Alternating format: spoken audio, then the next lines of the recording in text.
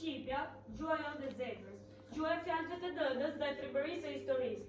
Ajo udhëtoi përmes shekulljve me plagë dhimbje, por asnjëherë nuk pushoi së foli. Në çdo shkrim të fshehtë, në çdo këngë të luginave, në çdo scep, ajo qëndroi gjallë. Sot të nisim një rrugëtim përmes shekujve për të ndjekur udhën e saj, udhën e fjalës që u bë këngë. Ishim në vitin 1462, kur Peshkop Pal Angeli shkroi fjalët e para të shqites. Unë të pagazoj në emër të Atit, të Birit e Shpirtit të Shenjtë. Amin.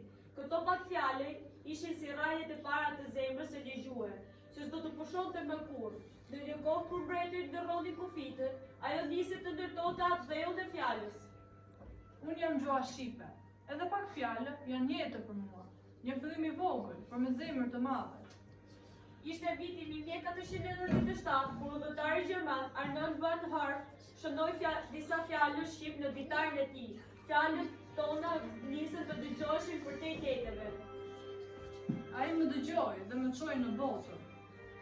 Ishin shkëndijat e para, por duhej një burrë që ta kthente me libër e t'i jepte një faqe e zë. Ai ishte Gjon Buzuku. Një prift i përulur, por me shpirt të madh, që në shekullin e 16 mori përsipër një mision të shenjtë, të fliste me Zotin në gjuhën e popullit të vet. Unë jam Gjon Buzuku. Në vitet e 1555 votova me Sharin.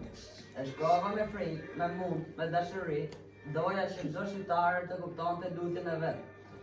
Në çdo faqe të Mesharit e kam shkruar me shpirt. Dija që gjuha është dija e një këngë.